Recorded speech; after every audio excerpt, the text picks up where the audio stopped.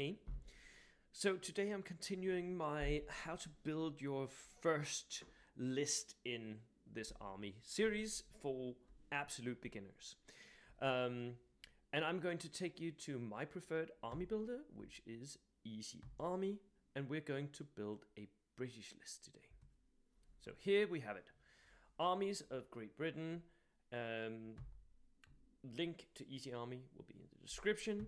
We're going to build a list that will sort of teach you how to play bolt action, and we're going to build it at 1,000 points. So, and we always start with the rifle platoon. The rifle platoon is what enables everything else. So we're starting with a platoon commander. Now the British platoon commander is special in one way. He gives you +3 morale, which is one better than everyone else's. But he is very, very vulnerable.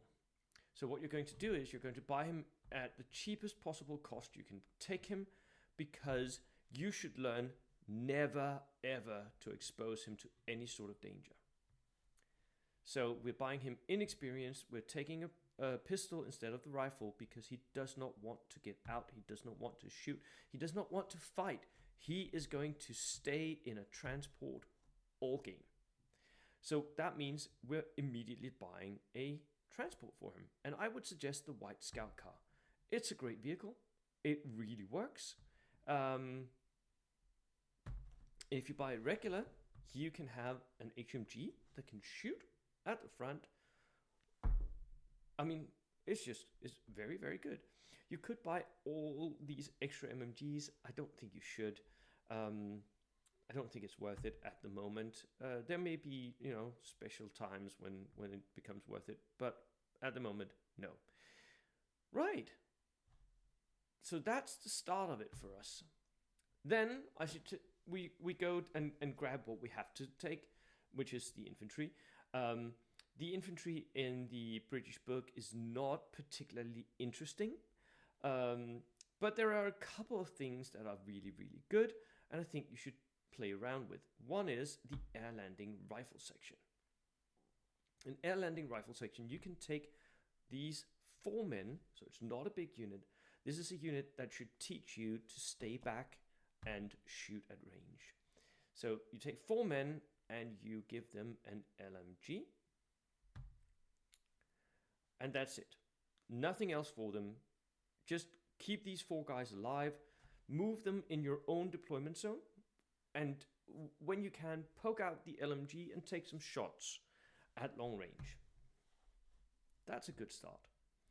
That is what we call a backline holder. Now, we need something to go with the commander in the white scout car, and for that, we're going to take a commando subsection. Commandos are great. They're veteran. They've got tough fighters behind enemy lines. They've got all kinds of weird and wonderful stuff. And this is to teach you about how to use the snap to snap to your commander, your car, and a further one unit, the commando unit. So what we need here is we need 7 men in the unit because we need to take up every single seat in that car. And then we need to give them all submachine guns.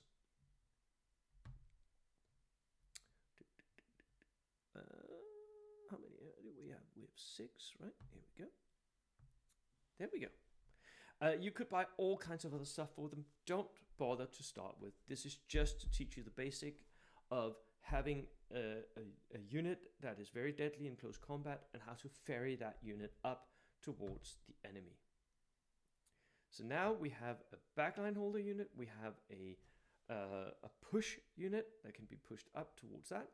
Then I think you should go and grab yourself some other units that can help improve your game.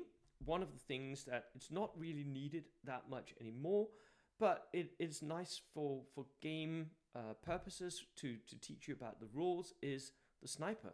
Take a sniper team. Play around with it. These can forward deploy, so you get that forward deployment thing, and you learn that. That's pretty good. Also, take a Piat team. The Piat is wasn't really a good weapon in real life as such. It was a spring-fired anti-tank grenade, which is kind of weird. It hadn't got that much of a range, but it is what we have for the Brits when we're doing anti-tank stuff. So again, you take a Piat, and then you put the Piat into a transport. In this case, just take a Jeep. And this, again, is something where you want to learn stuff about how to do area denial.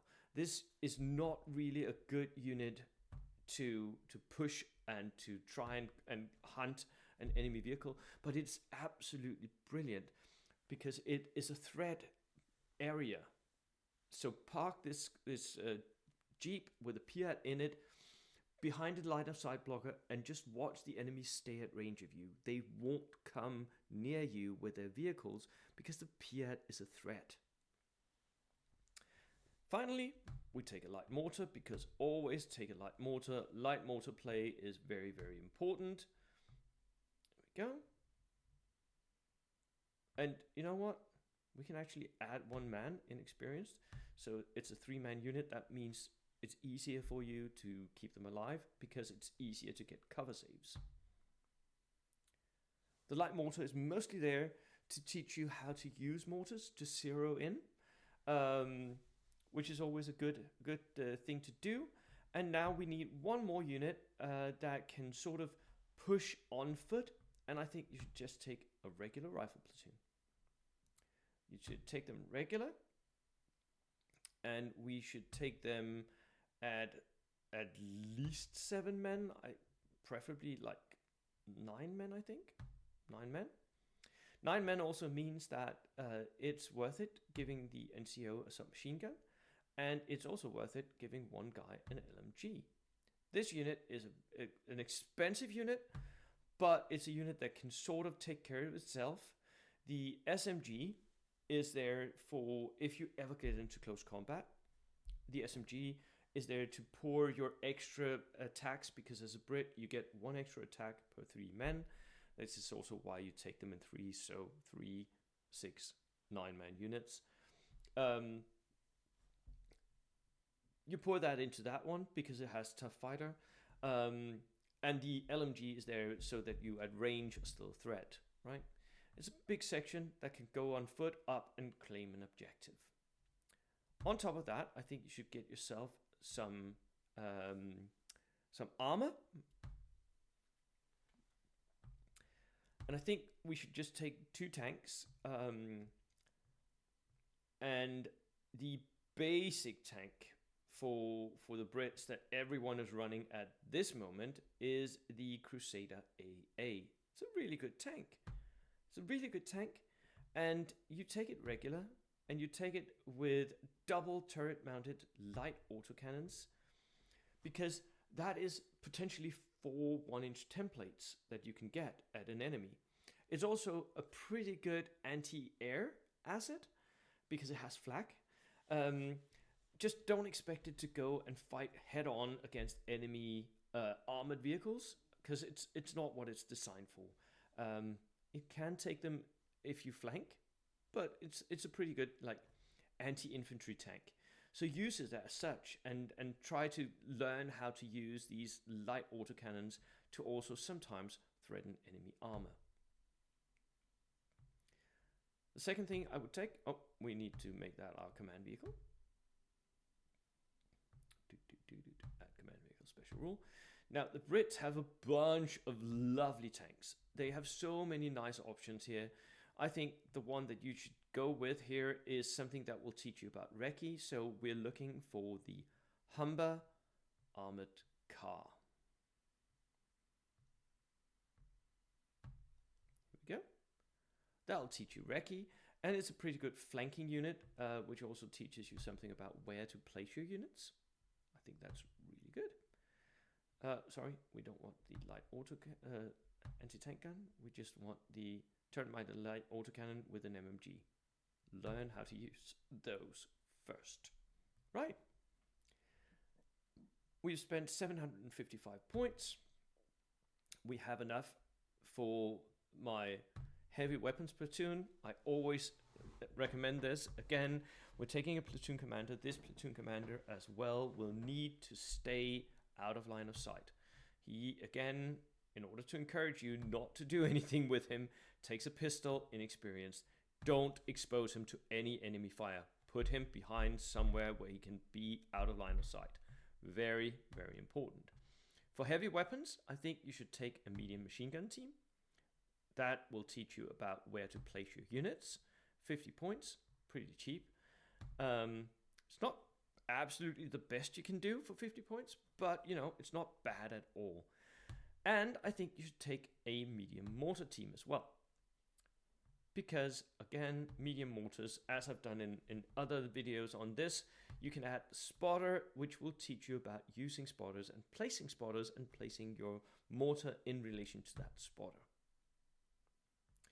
On top of that, I think you should take an anti-tank rifle. Here we go. This is a good ambush piece, a piece that you need to keep a little bit safe, but that can absolutely go down anytime anything dangerous threatens it. That's 905 points. We have 195 points, which I think you should spend on more infantry, rifle sections, again. And again, we're going, not necessarily the full, I think we should go 9 men, that's 90 points. I think we should go 8 man and an LMG. That should be 1,000 points. Here we go. So, let me just show you the list. 16 order dice, which is absolutely brilliant for 1,000 points. We have the officer with a pistol that's going to sit in our white scout car, along with the commandos to teach you snap 2 and aggressive push play. The air landing section is going to stay in your own back line. It's going to use the light machine gun to shoot, and most of the time it will go on ambush. It's going to sit pretty close to your other backline units to make a combined arms group where there's an officer, there's something with an LMG, an MMG, units that can go on ambush, there's some mortars that can reach out and zero in, and there's an AT rifle and a Piat team that can threaten enemy armor away from you.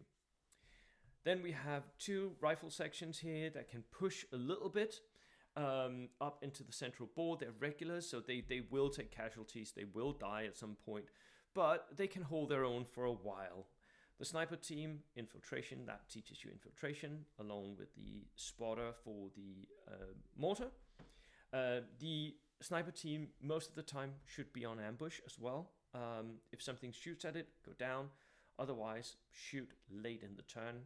Piat team sits with the jeep behind line of sight blocker, pushing enemies away. The inexperienced light mortar will stay way in your back lines and wait for an opportune moment to maybe lob a grenade. Most of the time, it'll just need to be safe. This will teach you conservative play. The Crusader, perfect little infantry hunter. You can put it in outflank. And the Humber armored car is perfect to run up a flank.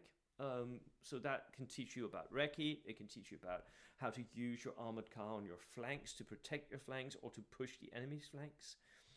And then we have the heavy weapons. That's your back line. And I think that's a good place to start learning to play Brits. It has a little bit of everything that the Brits are really good at, especially the vehicles they're good at. But, you know, they also have the different elements of infantry and maybe especially the white scout car with the commando subsection. That's something that the Brits do fairly well. And at the same time, you will get taught about how to keep your officers safe, which is the most important thing, because the officers are at -1 cover save, which is bad, so don't ever expose them, which is why we bring them with a pistol. Right, that's it from me today. I hope you enjoy that. Let me know in the comments what nation you want me to do next, and I will see you next time. Cheers.